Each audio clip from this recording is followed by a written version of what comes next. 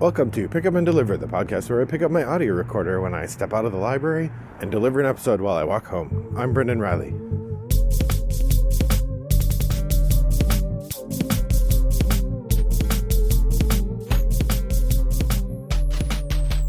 Well, good afternoon, listeners. It is a lovely day here in suburban Chicago, and I'm happy to talk to you coming from chilly February as I walk home from the library and share my thoughts about some games I played recently.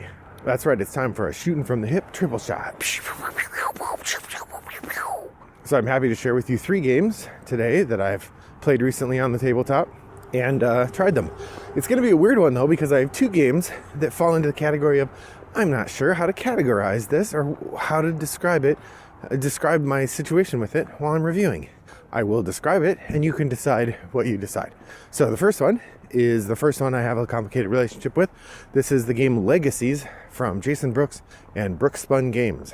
Legacies is a very heavy, I guess, family building game. It's an engine builder in which you are creating the idea is you're creating a legacy for yourself and for your family.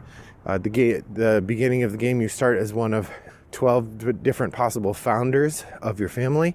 And then over the course of 300 years, you're going to have 6 or 5 successors. And at the end of that 300 years, you'll have created a legacy for yourself. That's the general idea.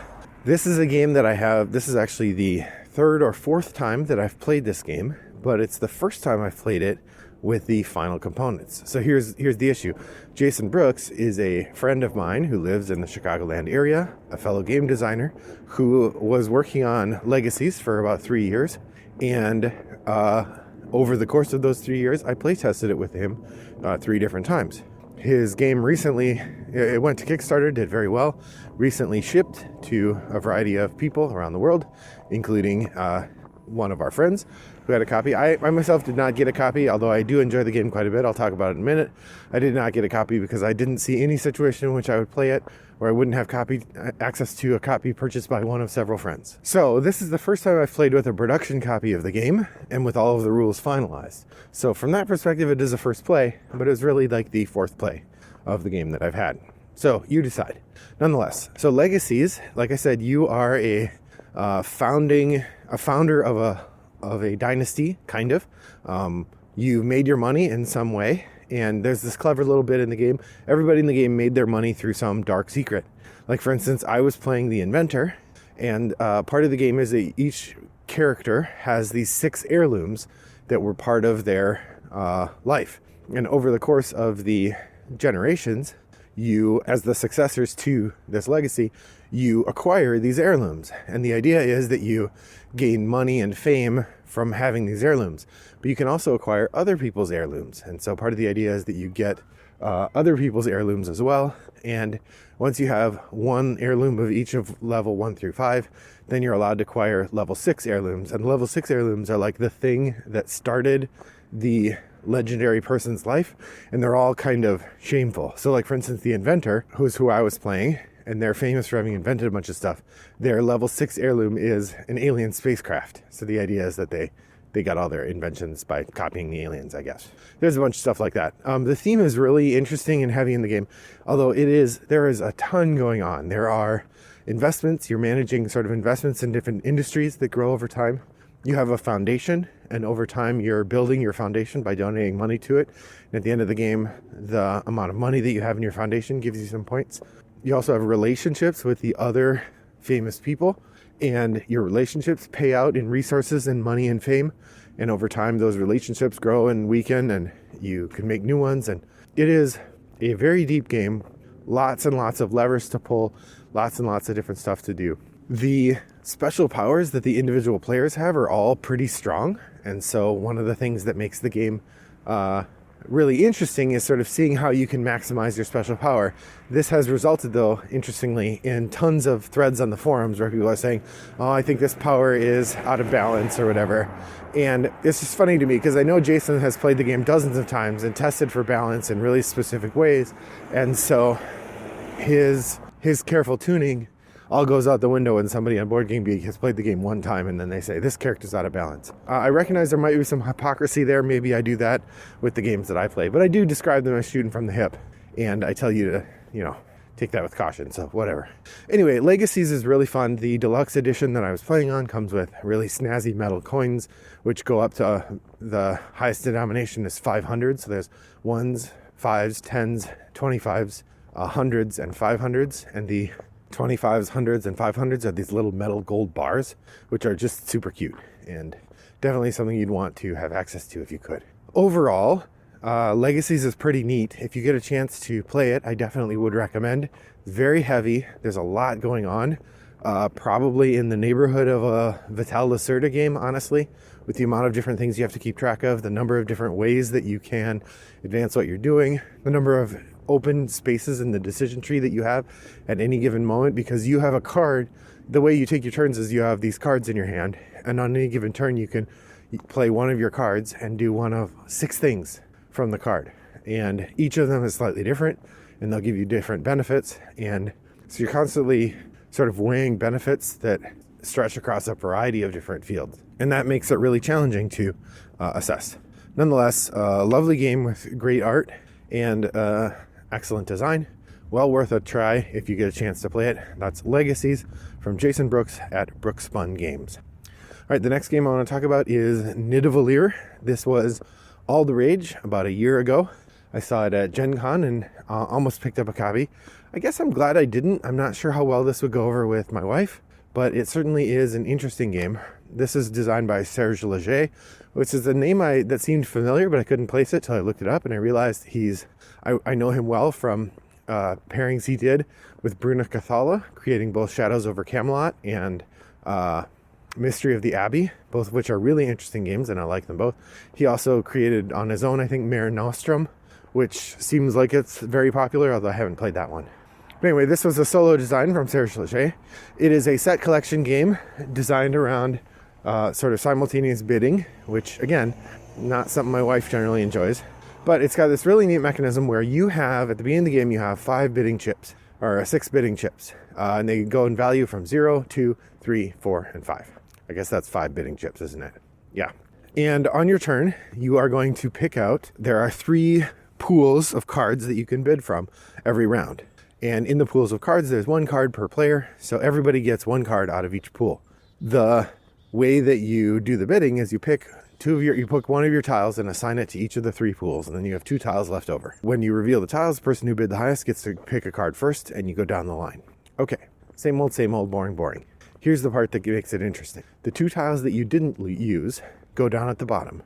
If one of the tiles you bid with in one of the 3 pools was a 0, then you get to upgrade one of those 2 other tiles, the higher of the other 2 tiles. So over time, you may have started with a 0, a 2, a 3, a 4, and a 5, but over time, your highest chip and probably your second highest chip, maybe even your third highest chip, start creeping up. They get higher and higher. By the end of the game, I had a 22 chip, which was pretty awesome.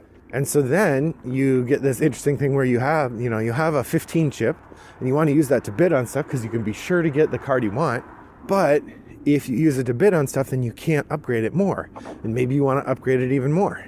So mixed in with this bidding to see when you get to pick a card, there's also this whole element of upgrading your chips. And at the end of the game, you're going to score points for a variety of things, one of which is the value of all your chips. So the more upgrading you've done, the more points you get at the end.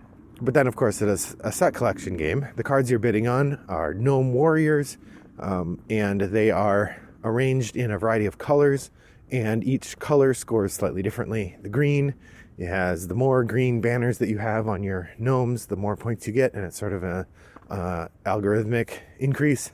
I think the purple banners, it's a geometric increase. The orange banners, you multiply the value of the orange warriors by the number of orange banners that you have. So there's a kind of, again, all of them, the more you have, the better you do. There's one set where you have to get a certain number of them to get any points, but then once you have that minimum threshold, they're worth a lot. So there's a variety of different ways that you can score. When you get to the halfway point, if you have the most of a certain color, then you get a bonus related to the color that it is. So like one of them gets to replace the 0 chip that allows you to upgrade with a 3 chip that allows you to upgrade, for example. There's a bit more to it than that, but that gives you the idea. All in all, it was a neat game, and I would happily play again anytime. But I was thinking about like, I certainly, immediately after we're done, I was like, well, I'm glad I didn't buy this. There's a couple of reasons. One, like I said, I think my wife would not like it.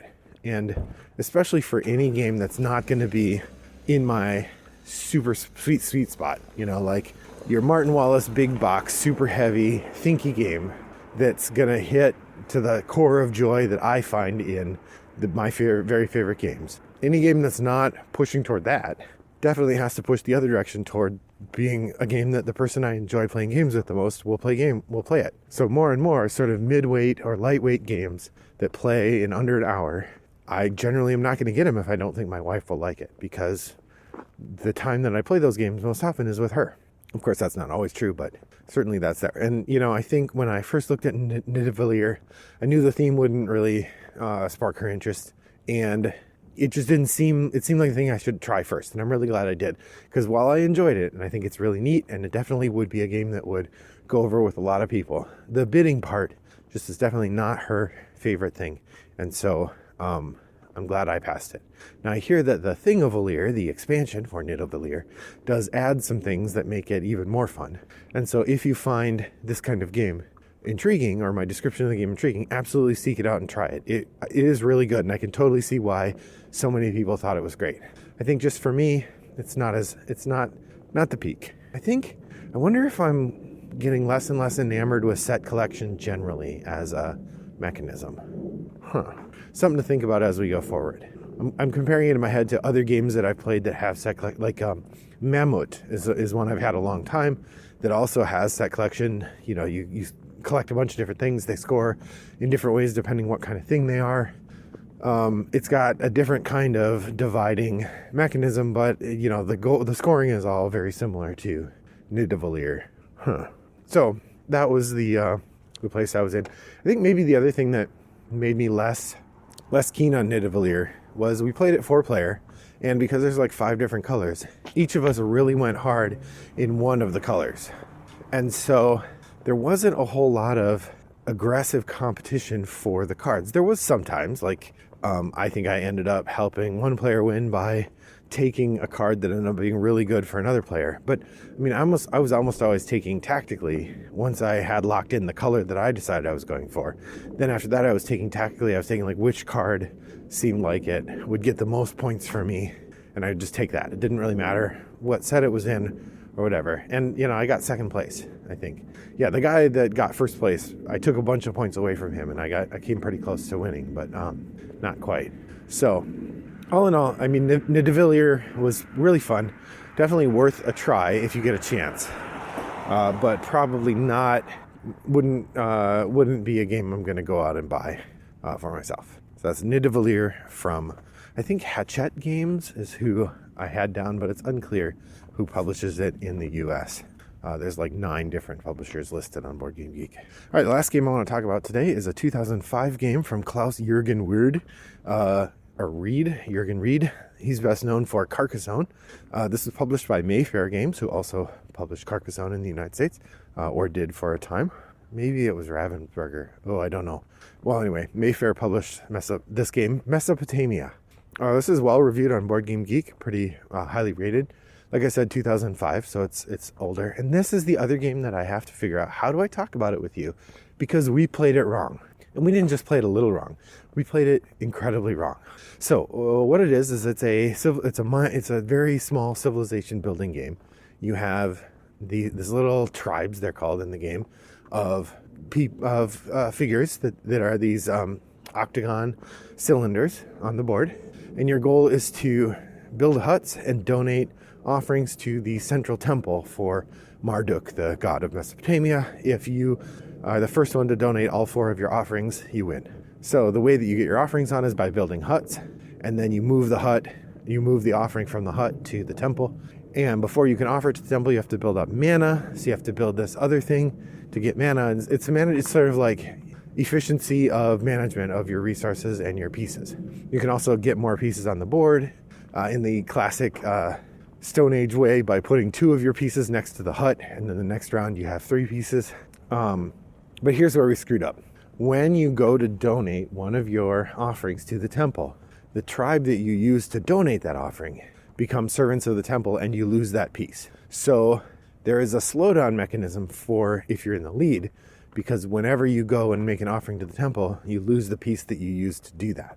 I totally missed that rule until we were on the last turn. So we played the game with people making offerings and still having that piece, which fundamentally ruins the tempo of the game. If you don't lose your piece, the make more pieces action is significantly less important. And certainly our game played out that way. We did it some, but not nearly as much as you probably would.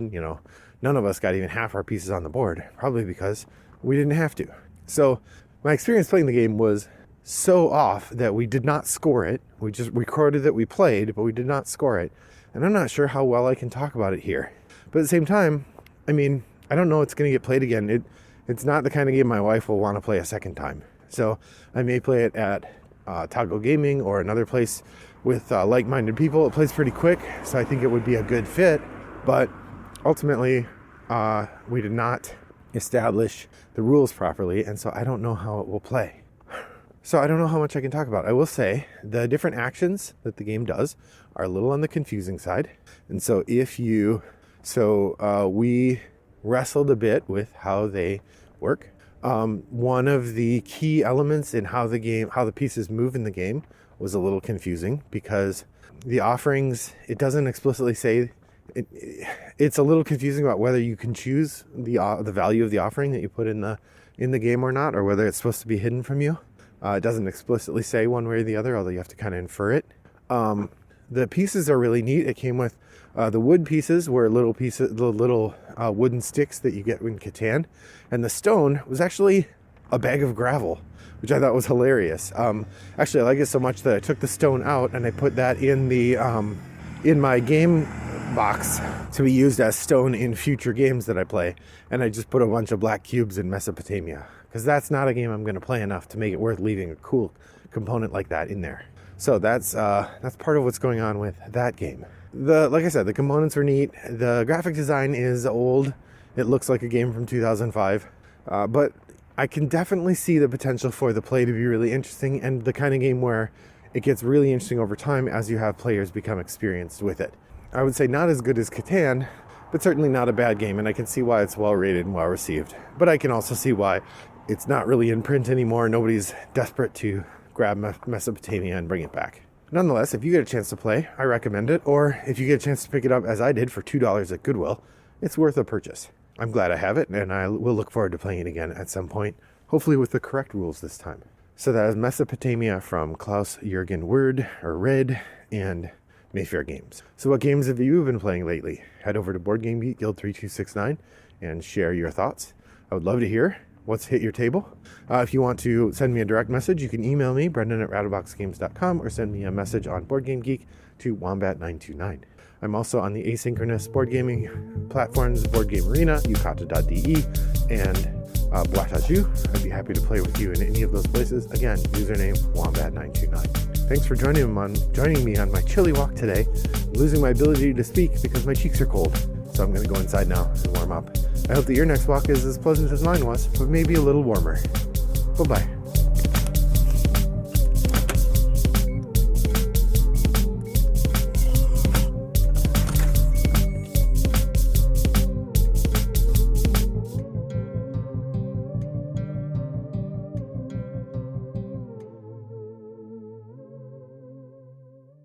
Brought to you by Rattlebox Games.